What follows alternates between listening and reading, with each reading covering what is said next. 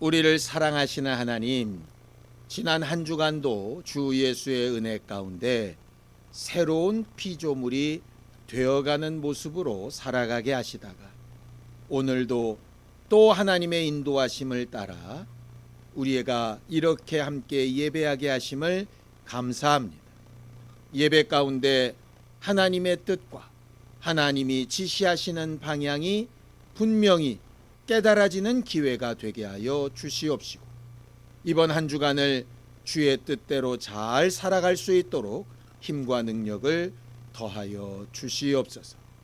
지난 반년 동안 우리를 도우시며 여러 가지 간증거리가 있게 하신 것처럼 앞으로의 날들도 주와 함께하는 거룩한 기쁨으로 살아가게 하여 주시옵소서. 믿음으로 언금한 손길들 위에 복을 주시고, 저들이 주의 말씀에 의지하여 마음에 정하고 행동한 모든 것들에 응답하시고 약속하신 것들로 베풀어 주시옵소서. 예수님의 이름으로 기도하였습니다. 하나님의 말씀은 룻기 1장 15절에서 18절까지 말씀을 함께 합독하겠습니다. 룻기 1장 15절에서 18절까지 말씀을 함께 합독하겠습니다. 함께 읽습니다. 시작. 나오미가 또 이르되, 보라, 내 동서는 그의 백성과 그의 신들에게로 돌아가나니 너도 너의 동서를 따라 돌아가라 하니, 룻이 이르되, 내게 어머니를 떠나며 어머니를 따르지 말고 돌아가라 강권하지 마옵소서. 어머니께서 가시는 곳에 나도 가고 어머니께서 머무시는 곳에서 나도 머물겠나이다. 어머니의 백성이 나의 백성이 되고 어머니의 하나님이 나의 하나님이 되시리니, 어머니께서 죽으시는 곳에서 나도 죽어 거기 묻힐 것이라. 만일 내가 죽는 일 외에 어머니를 떠나면 여호와께서 내게 벌을 내리시고 더 내리시기를 원하나이다 하는지라. 나오미가 룻이 자기와 함께 가기로 굳게 결심함을 보고 그에게 말하기를 그치니라. 우리는 일생 동안 살아가면서 수많은 선택을 하면서 살아갑니다. 어쩔 때는 옳고 좋은 선택을 하기도 하고요. 어쩔 때는 아주 매우 후회되고 되돌이키고 싶은 그런 선택을 할 때도 있죠. 선택하는 것이 얼마나 힘들고 어려운지 여러분들도 아마 느끼시고 아실 겁니다. 나이가 먹어가면 좀 더 쉬워질 것 같고, 공부를 더 많이 하면 더 쉬워질 것 같고, 경험이 많이 쌓이면 더 편안할 것 같은데 실제로는 해보면 그렇지 않더라고요. 이게 선택이라고 하는 게 하면 할수록 계속 어려운 것 같아요. 어쩔 때는 내가 선택을 해놓고도 이걸 왜 그렇게 선택했는지 모를 때도 많이 있더라고요. 수많은 선택들을 하는데 사실은 그 선택한 것들을 쫙 펼쳐서 통계를 이렇게 내보면 사람들마다 그 선택에 일정한 방향들이 있다는 걸 이렇게 알 수 있답니다. 소위 요새 많이 말하는 빅데이터라고 하는 거. 내가 영화를 고르는 취향, 아니면 물건을 고르는 취향, 쉽게 얘기하면 돈을 쓰는 취향, 이런 것들이 데이터로 딱 나온다는 거죠. 그런 걸 가지고 장사를 하기도 하고 타켓을 정해서 공격을 하기도 하고 뭐 이렇게 한대요. 제일 아주 우리가 극심하게 느껴지는 건 그거 같습니다. 카드 명세를 딱 오면 요새는 이렇게 종류별로 딱 그래프로 보여주더라고요. 내가 돈을 어디에 얼마만큼 쓰고 있는지, 지난달에 비해서 작년에 비해서 어느 쪽에 지출이 더 많이 늘었는지, 뭐 이런 것들을 굉장히 많이 보여주고 있습니다.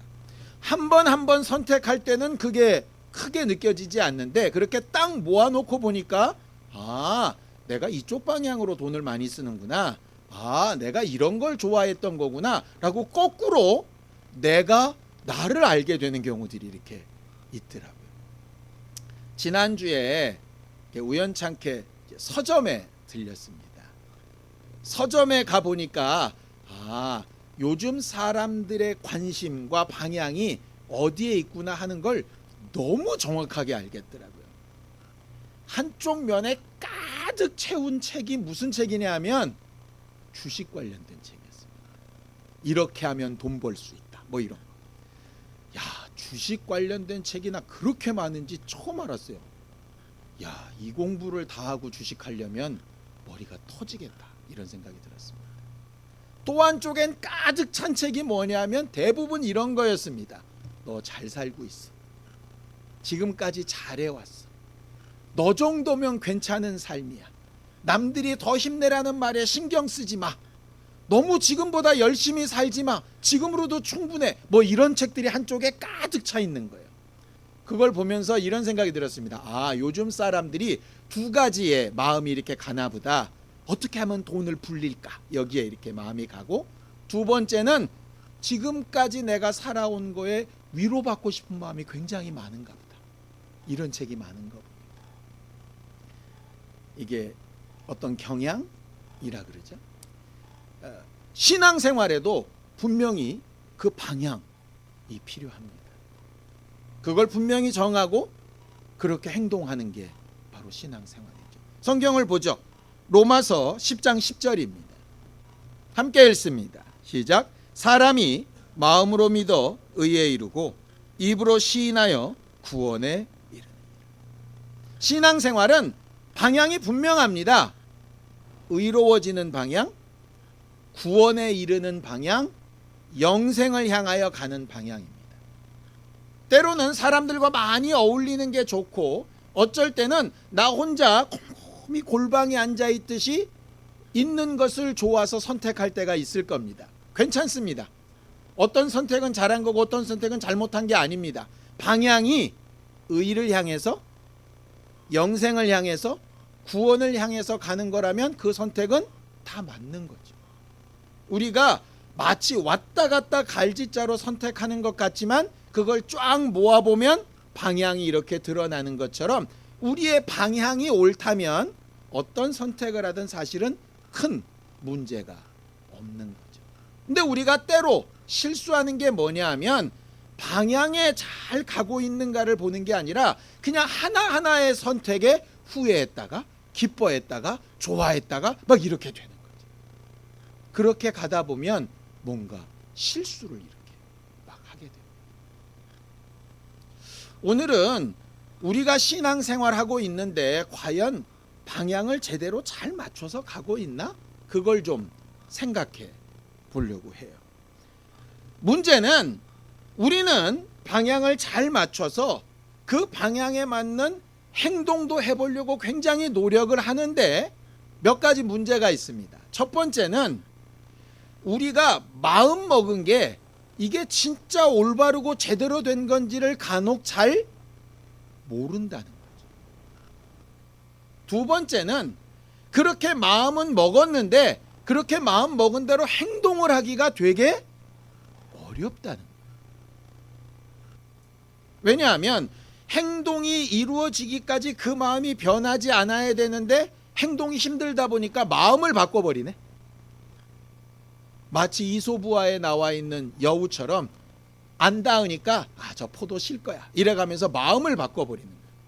방향이 맞으면 어려워도 계속 도전을 해야 되는데 너무 힘드니까 마음, 목표를 바꿔버립니다. 그런 경우들이 굉장히 많아요. 그리고 나름대로 스스로 합리화를 시키는 거예요. 그래도 나는 열심히 했어. 그러면서 서점 가서 그런 책들을 찾는 거죠. 그래도 나는 남들보단 열심히 잘 살았어. 물론 여러분들이 굉장히 남들보다 열심히 잘 살았을 겁니다. 그런데 하나님의 판단은 누가 열심히 했냐에 관심이 있으신 것보다 더 중요한 건 방향이 맞았냐의 문제예요. 방향이 맞아요. 틀린 방향으로 너무 열심히 살면 훨씬 더 많은 실수를 하게 되겠죠. 방향이 맞으면 비록 열심히 못 가도 그래도 정말 거북이 걸음만큼이라도 옳은 방향으로 가까이 가게 될 겁니다. 그래서 정말 중요한 게 내가 지금 선택하고 결정하고 있는 그 기준이 올바른 방향이 과연 맞나 하는 건 굉장히 중요한 문제죠. 그래서 다윗은 이렇게 기도합니다. 시편 51편 10절입니다. 함께 읽습니다. 시작. 하나님이여 내 속에 정한 마음을 창조하시고 내 안에 정직한 영을 새롭게 하소서. 이 정한 마음은 확정된 마음이란 뜻이 아닙니다. 깨끗한 마음이라는 말입니다. 이 깨끗한 마음이라는 원래의 뜻이 뭐냐면 겸손한 마음이라는 말이에요. 고집 세우지 않는 마음이란 말이에요. 내가 올바르지 않으면 언제라도 변화시킬 수 있는 마음이란 뜻입니다. 또 제대로 올바르다면 다른 것에 오염되지 않고 변화되지 않는 마음이라는 뜻이에요. 이 정한 마음이라는 단어가 굉장히 중요합니다. 하나님, 내 안에 깨끗한 마음을 창조해 주세요. 이 말은 뭡니까? 내가 스스로 결정할 것 같지만 결정이 잘 안 된다는 거예요. 왜? 우리의 의지가 한계가 있고 지시가 한계가 있어서 우리의 부족한 지식이나 의지 가지고는 제대로 했다 손치더라도 제대로 잘 못 이루는 경우가 태반이거든요. 그래서 하나님 앞에 기도해야 될 많은 것 가운데 가장 중요한 기도 제목 중에 하나가 바로 이 부분 같습니다. 하나님, 내 안에 정한 마음을 창조해 주세요. 좀 만들어 주세요. 간혹 여러분들 그런 생각 든 적 없습니까? 어쩔 때 너무 싫었던 일인데 나도 모르는 사이에 어느 순간에 마음이 휙 바뀌어가지고요, 그 일을 하고 있는 경우들이 있어요. 내가 어쩌다 이렇게 됐지? 이런 경우가 있습니다. 심지어는 내가 그렇게 변했는지도 몰라요. 옆에 사람이 너 옛날에는 그거 그렇게 극혐하더니 어떻게 그렇게 바뀌었냐? 이렇게 되는 거예요. 소위 예전에는 예수 믿는다 그러면 아주 너무나도 싫어하고 막 절레절레 흘든던 사람이 어느 날 갑자기 봤더니 예수쟁이가 돼 있는 거예요. 너 왜 그렇게 됐냐? 자기도 몰라. 어느 날 마음이 바뀌었어. 그냥 나도 가볼까? 믿어볼까? 수많은 사람이 전도했는데 아이 쓸데없는 소리야 이랬던 사람이 어느 날 진짜 있을 수도 있겠네? 이런 마음이 들 때가 있어요. 그걸 뭐로 설명을 할 거냐? 결국 하나님께서 마음을 주셔야 하는 문제이거든요. 간혹 살아가는 가족이 전도가 되지 않아서 너무 아프고 힘들어하는 경우가 있습니다. 근데 아주 정확한 것 하나는 하나님께서 그 마음을 주셔야 그가 변화된다는 거죠. 내가 말빨이 좋다고 변화되는 건 아니거든요.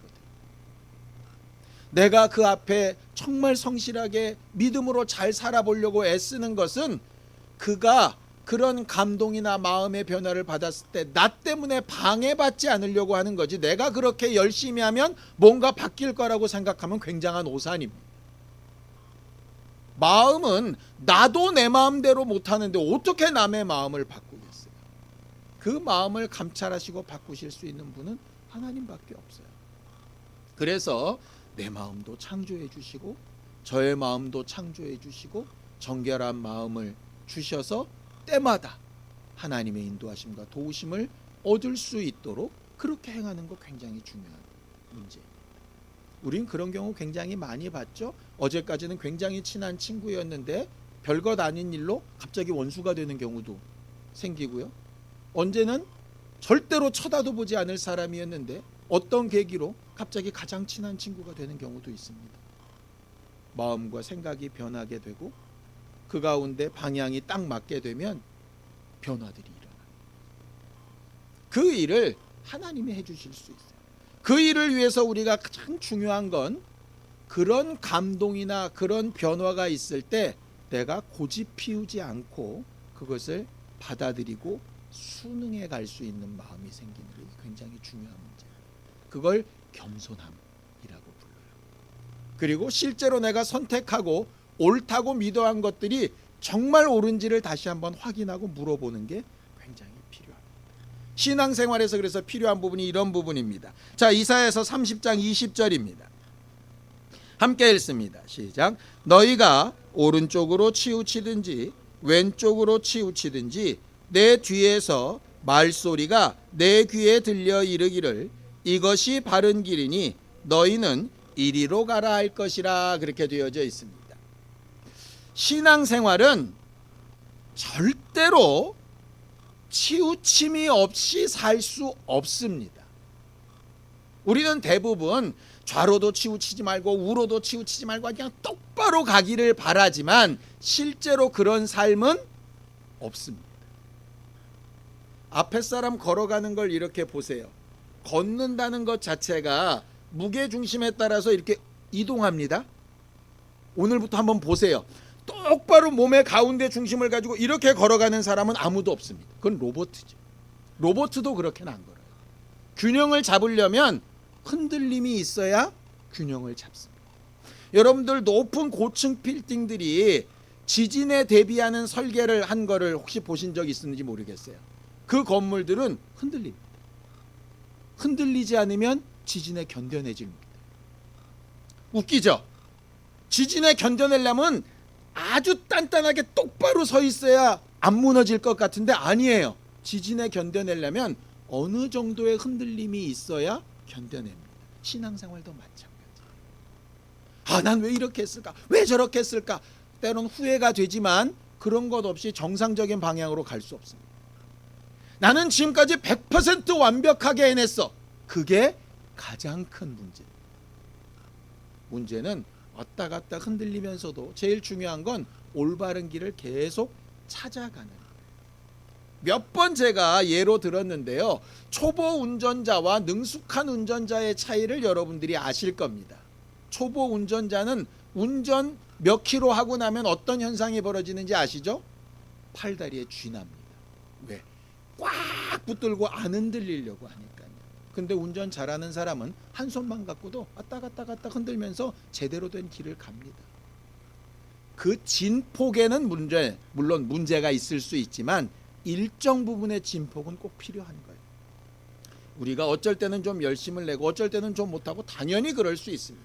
중요한 건 그런 과정 가운데 내가 제대로 된 방향으로 잘 가고 있나, 잘 듣고 있나 하는 게 중요하죠.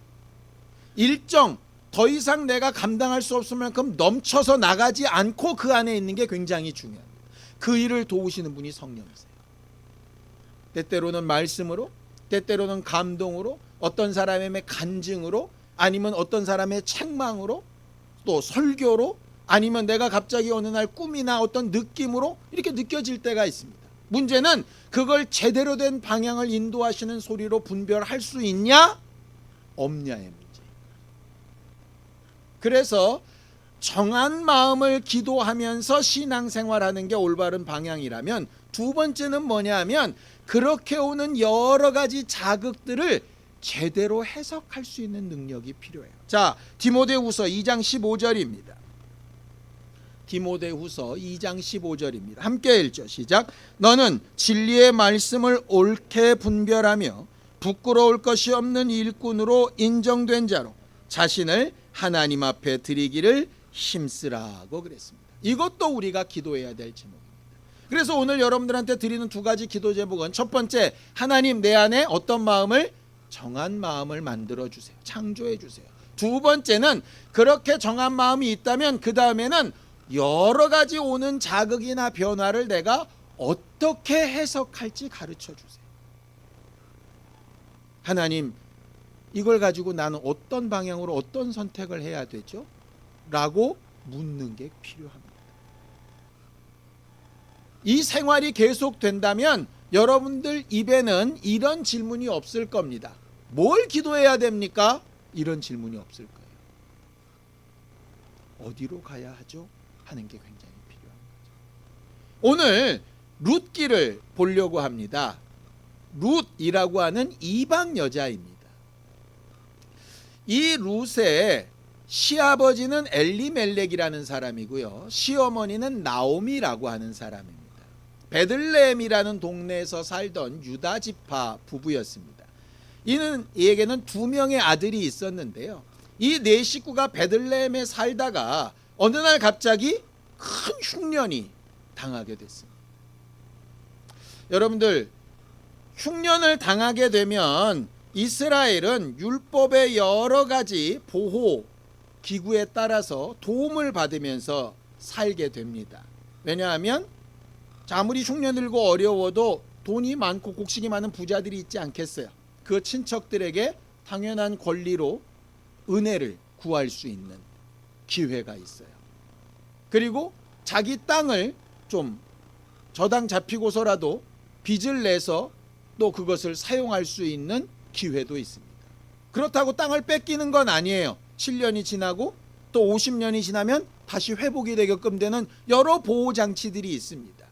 문제는 그런 보호장치를 잘 누리려면 지금 있는 고난도 견뎌야 하는 거예요. 이걸 놓고 떠나서는 그런 보호장치가 안 되는 거죠. 그러니까 하나님이 원하셨던 건 뭐냐 하면 이 세상을 살아가는데 예수 믿는 사람들이라 그래서 전부 좋은 일만 있느냐, 착하고 선하게 살았다고 전부 좋은 일만 있느냐, 그렇지 않은 거 아시죠? 마치 좌우로 흔들리는 것처럼 좋은 사람에게도 나쁜 사람에게도 좋고 나쁜 일이 계속 반복됩니다. 그 과정 가운데서 차이는 뭐냐? 악한 사람은 그때그때의 이익을 따라서 메뚜기 뛰듯이 이리저리 뛰는 거고요. 옳은 사람은 그래도 올바른 방향으로 가기 위해서 함부로 타협하지 않고 탈선하지 않고 방향과 길을 유지해 나가는 것. 그 차이밖에 없어요. 하나님이 원하셨던 건 그 흉년 가운데에도 엘리멜렉과 나오미와 그 두 아들이 고난 가운데 하나님이 도우시고 회복하실 것을 믿으며 하나님이 주신 땅과 주변에 자기들이 해야 될 책무를 잘 지키면서 살아가기를 원하셨을 거예요. 그런데 성경에는 정확하게 나와 있지 않지만 기록된 여러 가지 내용들을 보면 엘리멜렉의 가정은 그렇게 어려운 가정이 아니었던 것으로 이렇게 기록에 남아 있답니다. 그럼 그렇게 극심하게 어렵지 않은 가정이었는데 왜 모압 땅으로 이민을 갔을까? 이런 거죠. 그나마 좀 여유가 있는데 그 땅에서 계속 그 자리에 있으려면 뭘 지켜야 되느냐? 율법을 지켜야 되는 거예요. 율법을 지키는 첫 번째는 뭐냐? 주변의 친척들의 어려움을 그냥 두면 안 돼요. 그리 넉넉하지 않지만 그래도 살만한데 이걸 나눠주고 나면 나는 어떻게? 이렇게 되는 거죠. 그래서 사실 그런 역할을 하기 싫어서 떠났다라는 기록이 남아 있습니다.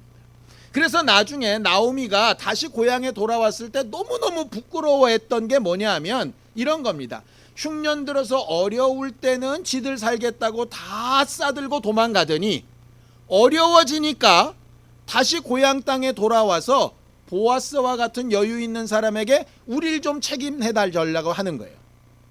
그러니까 사람의 입장에서 보면 니들은 니 책임은 안 하고 도망갔다가 니들 필요하니까 우리한테 와서 도와달라 그러냐 이럴 수 있잖아요. 그래서 나오미라고 부르지 말고 마라, 아주 잘못된 여자, 아주 고통 가운데 있는 여자, 하나님께서 버리신 여자, 그렇게 얘기해달라고 막 이렇게 얘기했던 이유가 뭐냐 하면 그 사전 부분 때문에 그렇다라고 그런 기록이 있답니다.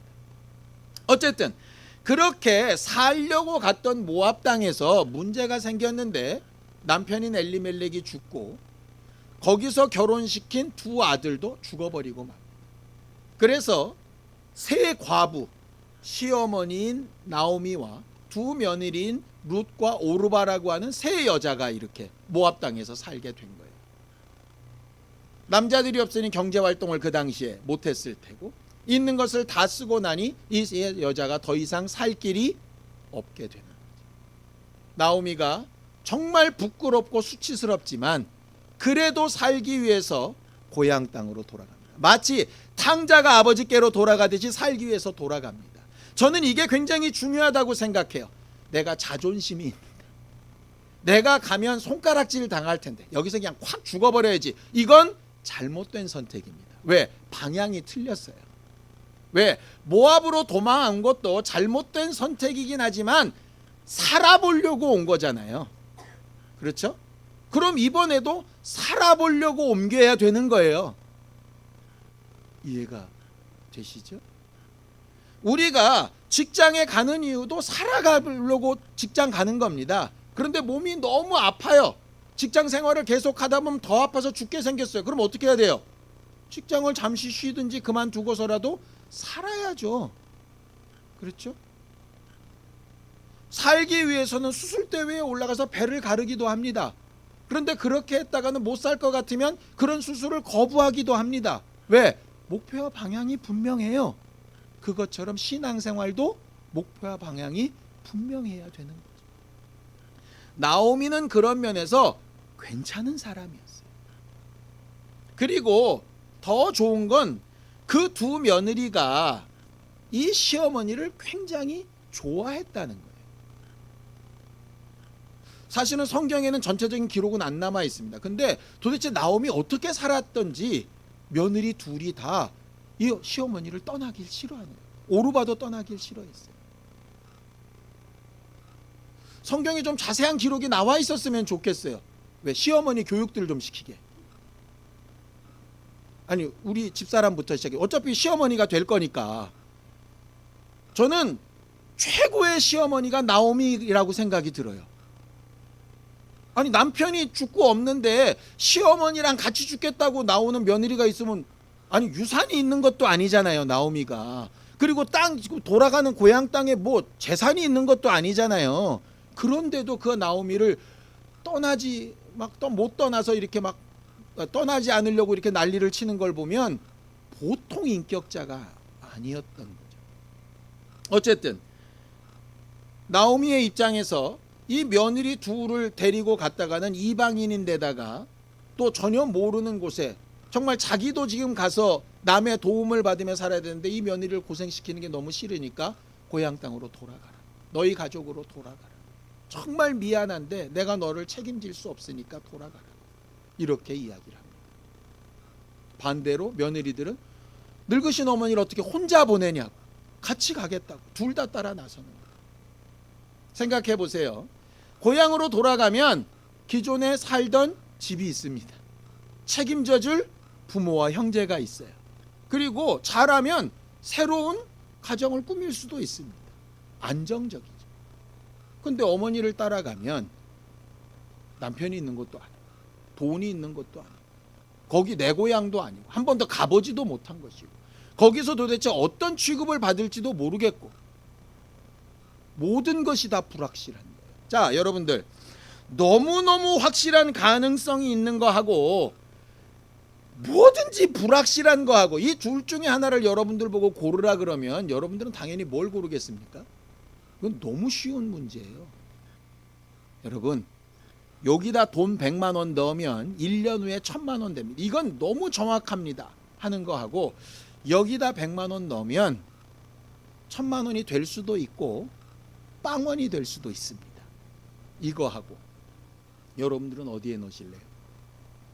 당연히 보정해 주는데 넣지 않겠습니까? 그래서 돈 많은 사람들은 은행마다 예금 보호가 되는 대상만큼 하는 거 여러 군데다 돈을 막 쪼개서 넣는다고 하긴 하더라고요. 어쨌든 자, 그 당연한 선택 가운데 오르바는 안정적인 선택을 합니다. 왜? 그게 살 길이라고 생각을 하니까.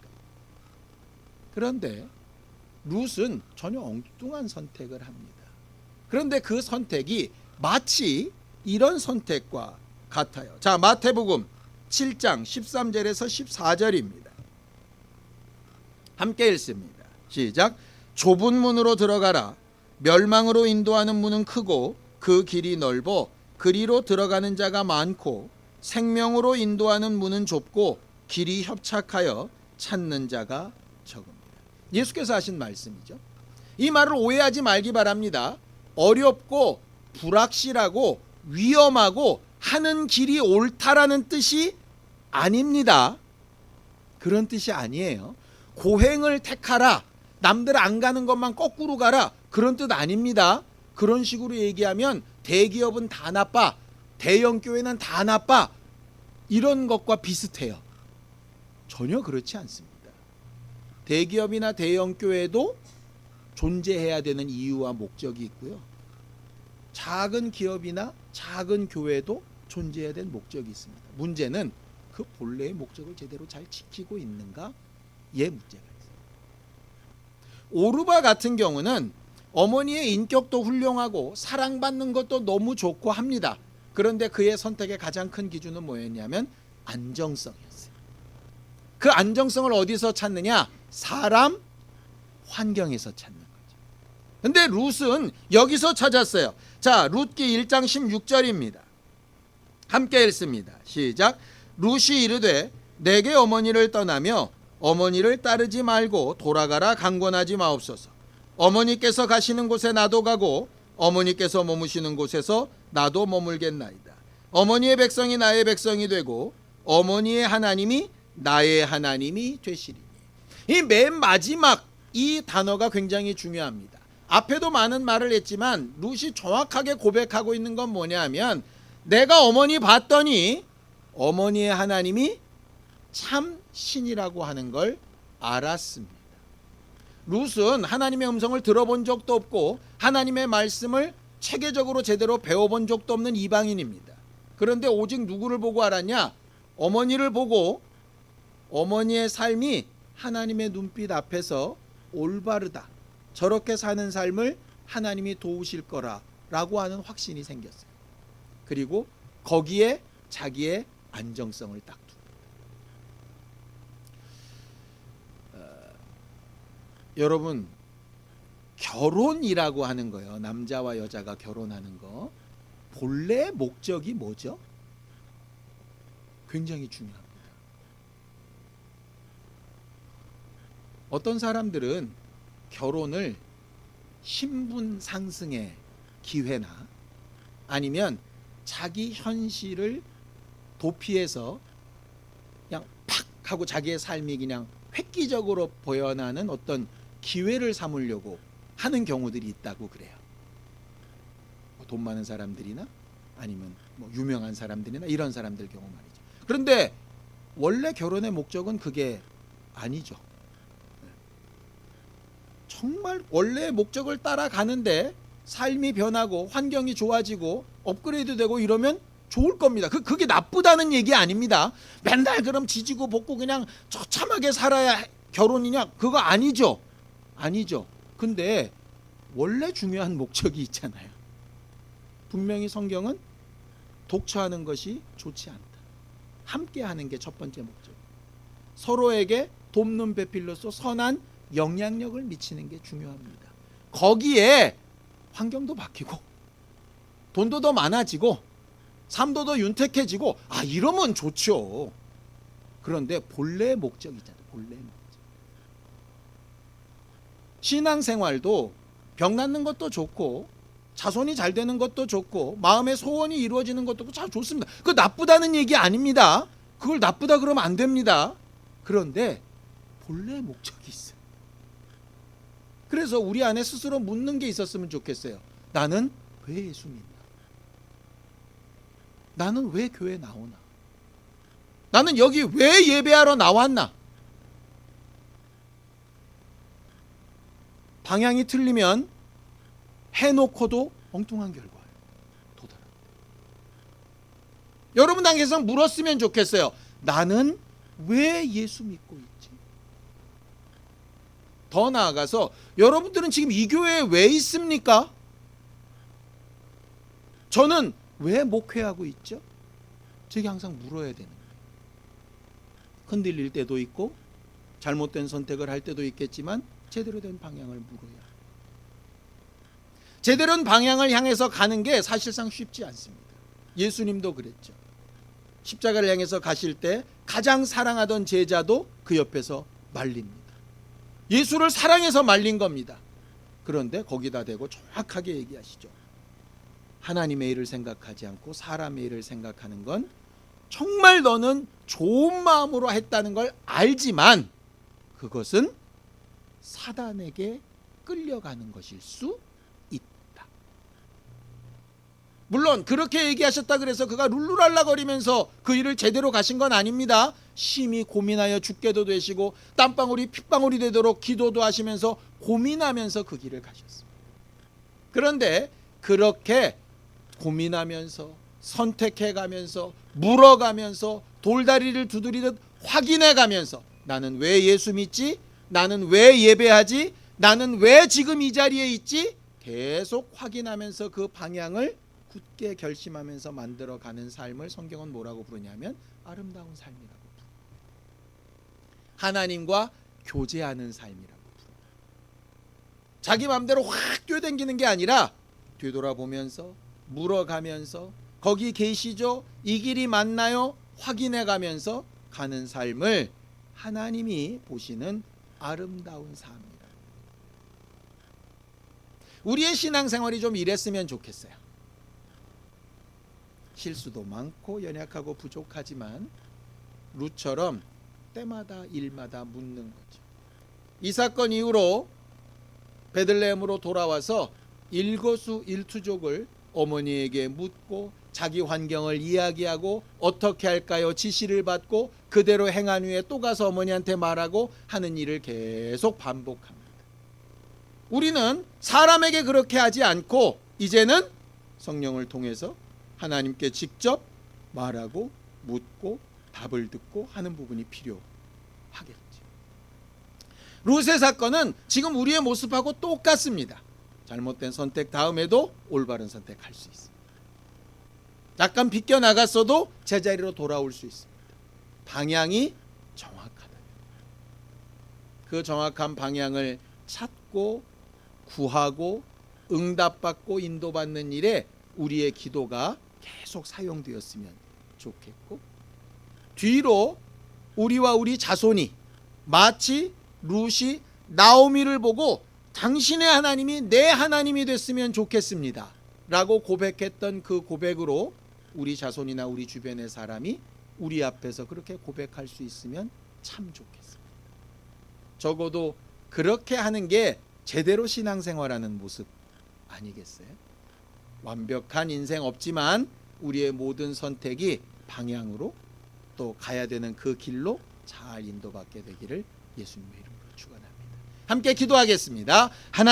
하나님께서 도우셔서 우리가 하나님의 말씀 앞에 하나님이 우리를 도우시고 인도하시는 것대로 하나님의 뜻과 방향이 있는 그 자리에 나는 왜 예수를 믿고 있고 하나님을 부르고 있고 이 교회에 다니고 있고 하나님께서 나와 함께하고 계심을 느끼며 살아가고 있는지 돌아볼 줄 알게 하여 주시고 가야 될 방향, 옳은 방향을 찾고 유지하는 마음과 힘을 기르는 일에 하나님 앞에 간구하며 응답을 얻게 하여 주옵소서. 믿지 않는 자와 멍에를 같이 하지 말라 하신 말씀이 무엇인지 제대로 깨달아 알게 하여 주시옵시고 함께 살아가는 세상 가운데 정말 내 방향과 내가 가야 될 그 길이 성령을 통하여 늘 바른 길로 지시를 받고 인도받는 거룩한 사람들이 되게 하여 주옵소서. 광야길 가는 동안에 부름기둥과 불기둥으로 인도하시며 목자 되신 예수께서 우리 앞서 인도해 나가시는 것들을 말씀하신 것처럼 우리의 삶이 날마다 그렇게 되도록 도와주시옵소서. 하나님 아버지, 우리를 광야 같은 인생 살아가는 동안에 날마다 인도하시고 우리와 함께하여 주셔서 우리가 바른 방향과 길과 목적을 향하여 제대로 가고 있는지 늘 확인해보는 겸손한 사람들이 되게 도와주시옵소서. 정한 마음을 창조하시고 하나님의 말씀과 감동을 잘 분별할 줄 아는 지혜 있고 성령 충만한 사람들이 되어져 가도록 우리를 만드시고 도와주시옵소서. 예수님의 이름으로 기도하였습니다. 아멘.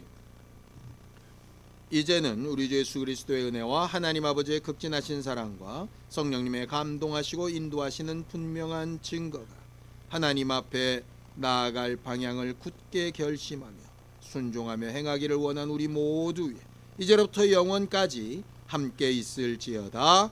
아멘.